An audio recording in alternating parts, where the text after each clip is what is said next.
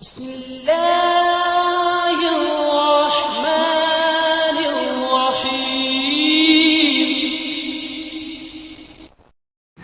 السلام علیکم پیارے دوستوں ساتھیوں، سورۃ الفاتحہ کا وظیفہ شفا ہے۔ سورۃ الفاتحہ کے مختلف اسماء ہیں جن سے اس کے متعدد فضائل و برکات اور کمالات تاثیرات کا بخوبی اندازہ ہو سکتا ہے۔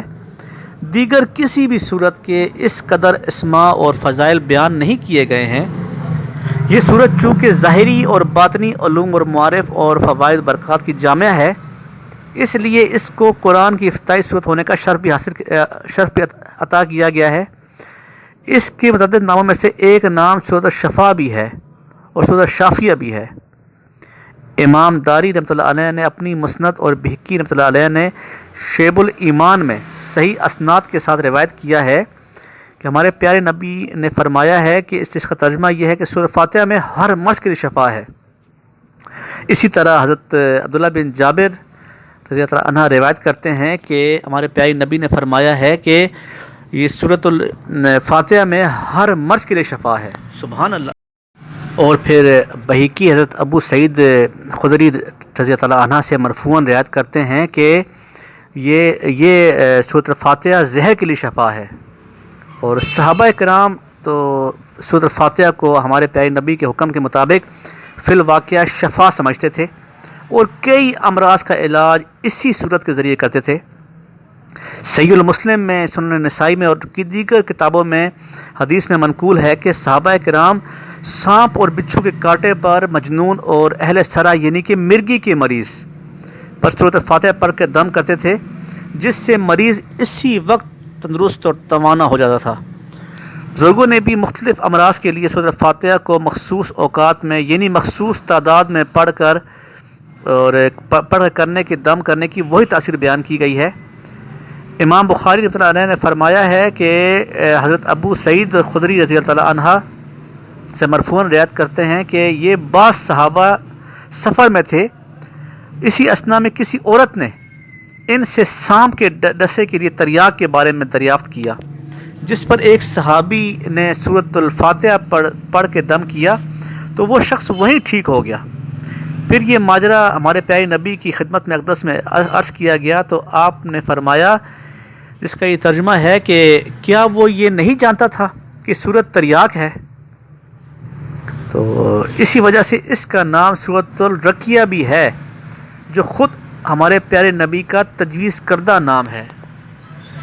اور یہ صورت اپنے خصوصی اثرات اور برکات کے باعث انسان کو شدید مصائب سے بھی بچاتی ہے، اور اس کی تلاوت سے انسانی شیطانی فتنے اور شرور اور مصائب اور آلام سے محفوظ ہو جاتا ہے انسان۔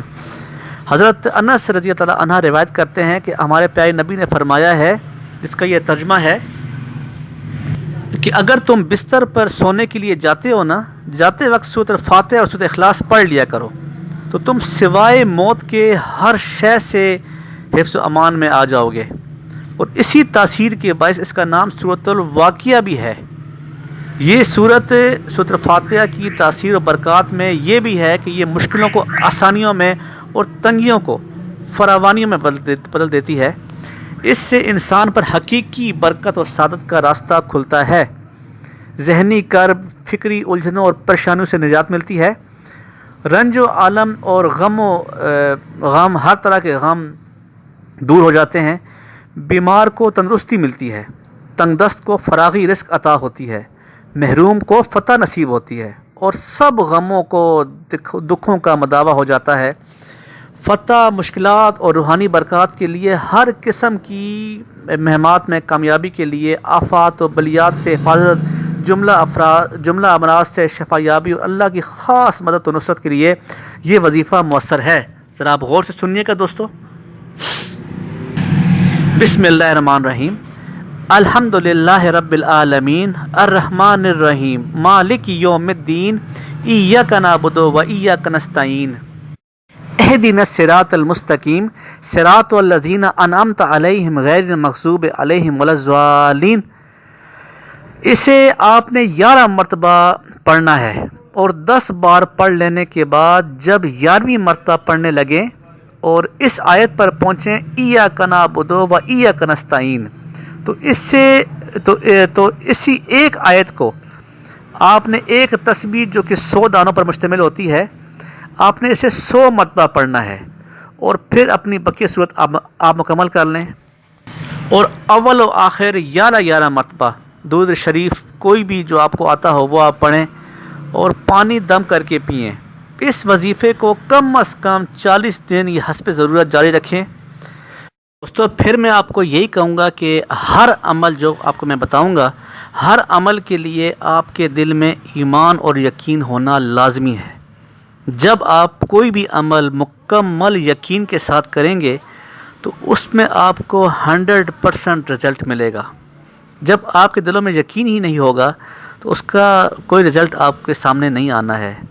تو دوستو یقین کے ساتھ کریں، انشاءاللہ تعالی آپ کو مکمل کامیابی ہوگی، آپ کی رزق میں، آپ کی جان میں، آپ کے مال میں، آپ کی اولاد میں، آپ کی زندگی میں آسانیاں آئیں گی۔ تو انشاءاللہ کوشش کریں۔ دوستو آپ کو اگر میری ویڈیو، میری باتیں اچھی لگتی ہیں تو میرے چینل کو آپ سبسکرائب کر دیں، اور ویڈیو کو لائک ضرور کیجیے گا، اور میری نئی ویڈیو کا انتظار کیجیے گا۔ ملتے ہیں ایک نئی ویڈیو کے ساتھ، اپنا خیال رکھیے گا۔ اللہ حافظ۔